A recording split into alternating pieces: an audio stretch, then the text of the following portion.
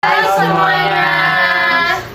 Hari ini kita akan membahas tentang BOP atau biaya overhead pabrik dalam pelajaran akuntansi manufaktur. Dimulai dari pengertian BOP. Menurut Linda, pengertian BOP itu apa sih?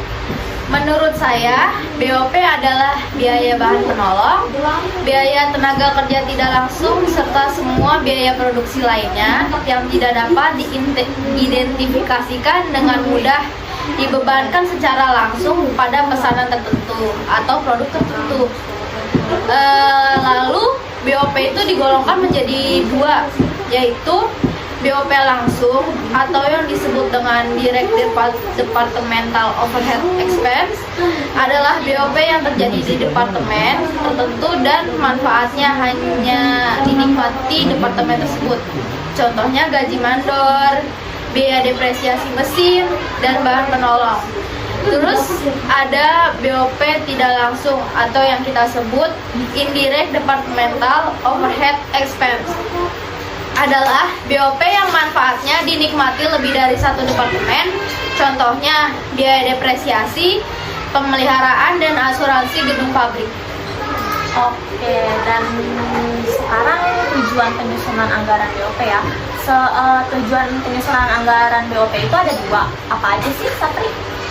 Tujuan penyusunan anggaran BOP itu ada dua. Yang pertama, sebagai alat pedoman kerja, pengkoordinasi kerja, dan pengawasan kerja yang dapat membantu pihak manajemen dalam menjalankan kegiatan perusahaan.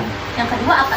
Yang kedua, sebagai pengguna biaya secara lebih efisien, menentukan harga pokok produk secara tepat, mengetahui pengalokasian BOP sesuai tempat departemen di mana biaya dibebankan, dan sebagai alat pengawasan BOP. Oke, selanjutnya ada juga karakteristik tentang BOP. Menurut Dias, karakteristik BOP itu kan ada tiga. Ya. Apa aja sih? Yang pertama itu biaya tetap. Nah, yang kedua itu biaya variabel, dan yang ketiga itu biaya semi variabel. Kalau menurut Linda, biaya tetap atau fixed cost itu apaan sih? Kalau menurut saya, biaya overhead yang tetap konstan dalam perubahan volume kegiatan tertentu, contohnya seperti gaji, pajak, kekayaan, asuransi, dan biaya penyusutan. Kalau biaya variabel atau variable cost itu apa? Kalau menurut saya, itu biaya overhead yang jumlah totalnya berubah secara proporsional dengan perubahan volume kegiatan. Contohnya, biaya bahan mentah langsung dan BTKL. Kalau biaya semi variabel apa?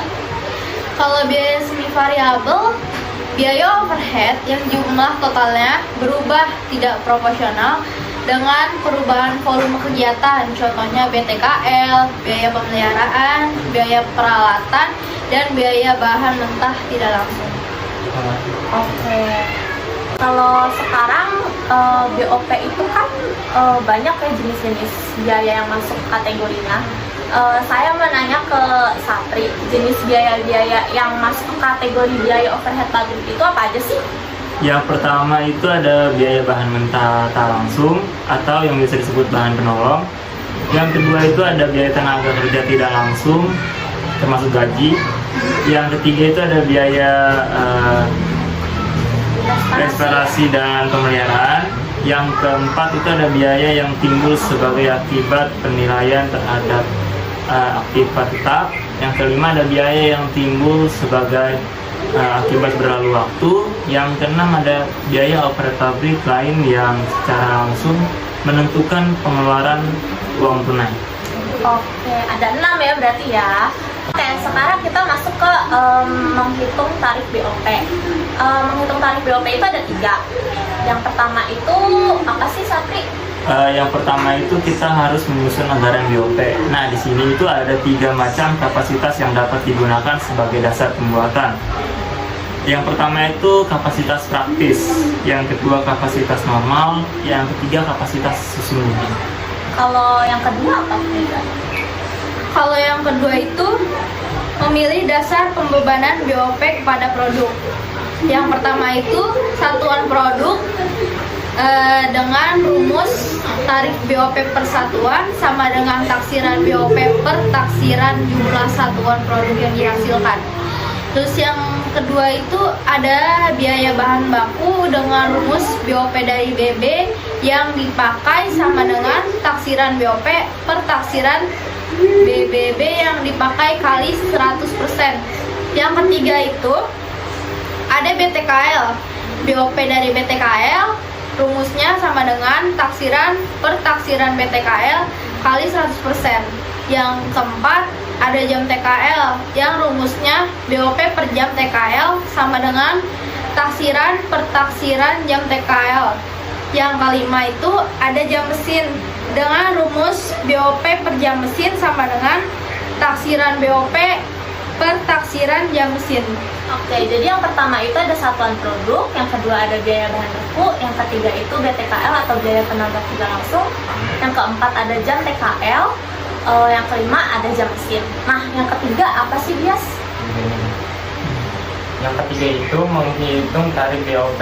Nah, cara atau rumusnya itu tarif BOP dianggarkan. Tarif BOP dikali tingkat kegiatan yang direncanakan atau dianggarkan. Selanjutnya ada metode alokasi BOP. Metode alokasi BOP itu ada dua. Apa aja sih, Kak Ina?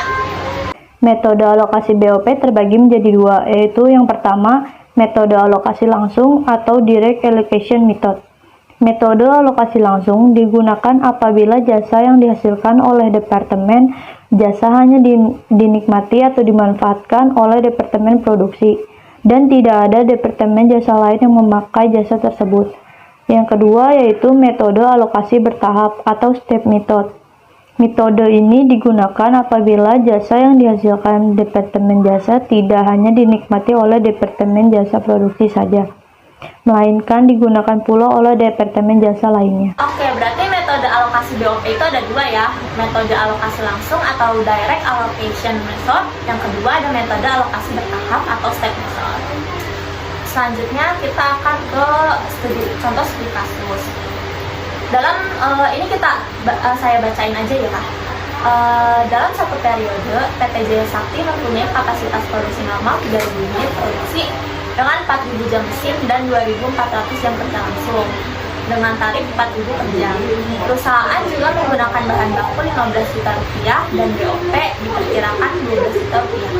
Kita diminta untuk menghitung tarif BOP jika BOP dihitung berdasarkan satuan produk, jam mesin, jam kerja langsung, tenaga kerja langsung, dan bahan baku. Yang pertama yaitu satuan produk. Enggak, boleh dijawab?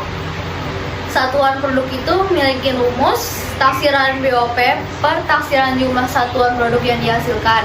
Jadi 12 juta rupiah per 3.000 sama dengan 4.000 rupiah. Jadi BOP-nya 4.000 rupiah dikali 2.700 unit sama dengan 10.800.000 rupiah.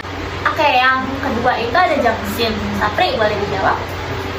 Untuk rumus mencari BOP per jam mesin itu adalah taksiran BOP per taksiran jam mesin.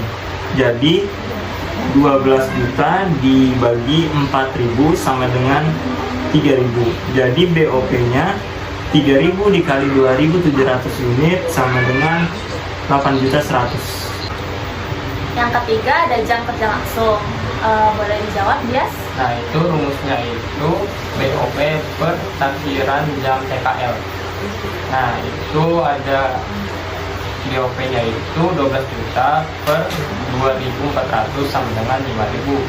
Jadi BOP-nya itu 5.000 dikali 2.700 sama dengan 13.500. Yang keempat itu ada tenaga kerja langsung. Kaina, boleh dijawab? Taksiran BOP per taksiran BTKL dikali 100% sama dengan BOP dari BTKL. 12 juta per 9.600.000 dikali 100% sama dengan 125%. Jadi BOP-nya 125% dikali 2.700 unit dikali 4.000 sama dengan 13.500.000. Itu hasil dari BOP-nya. Yang kelima ada bahan baku. Lingga, boleh dijawab? Bahan baku itu rumusnya taksiran BOP per taksiran BBB yang dipakai dikali 100%. 12 juta per 15 juta kali 100% sama dengan 80%. Jadi BOP-nya 80% kali 2.700 unit kali 4.000 sama dengan 8.640.000 rupiah. Oke. Tadi merupakan salah satu contoh studi kasus untuk biaya overhead pabrik atau BOP dalam akuntansi manufaktur ya guys. Itu saja pembahasan mengenai biaya overhead pabrik atau BOP. Apabila kalian mempunyai pertanyaan silahkan ditanyakan ya. Jangan lupa like, comment, dan juga subscribe. Thank you. Dadah. Dadah.